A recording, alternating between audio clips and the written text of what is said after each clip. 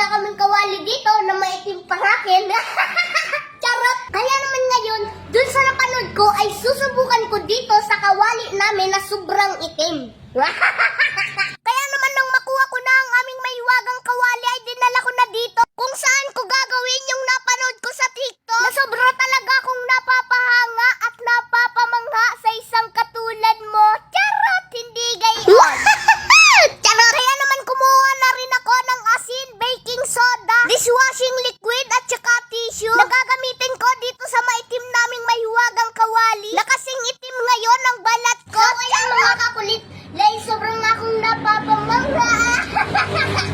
Kaya naman ngayon ay susubukan ko kung legit nga ba talaga yun. So ngayon mga kakulit, meron ako ditong dishwashing liquid, tissue, at itong baking soda at asin. Dahil dun nga sa napanood ko, ay ito ang mga ginamit nila, kaya naman ito rin ang gagamitin ko. So tara, let's go! Kaya naman ngayon ay sinimulan ko ng lagyan ng asin, baking soda at dishwashing liquid ang aming mahiwagang kawali. Dahil kung legit nga ba talaga ito mga kakulit ay hindi na kami mahihirapan magpaputi ng aming maiitim na kawali na kasing itim ko. Charot! Kung legit nga ba talaga ito mga kakulit na puputi itong maitim namin na kawali, susubukan ko na rin sa aking maitim na balat para naman kahit minsan ako ay pumuti. Charot! Hindi gayon.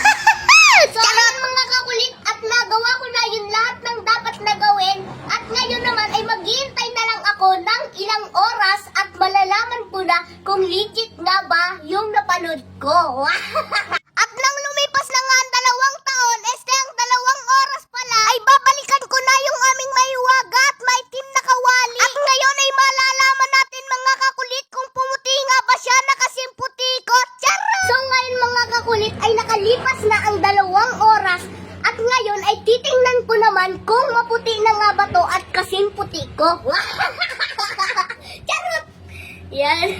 So ayan mga kakulit, at bubuksan na natin kung at makikita na natin kung legit nga ba yun. So ayan mga kakulit, ready na ba kayo? And 1, 2, 3, tiran! Oh. No! Kaunti lang yung pumuti.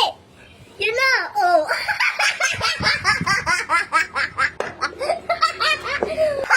Grabe! Na sobrang tigas na yata ng uling ng kalawi ay kawali namin ay hindi na natanggal. Yun na. Oh. Pero may natanggal. Oh. Oh. Pero kakaunti lang. Yun o. Oh.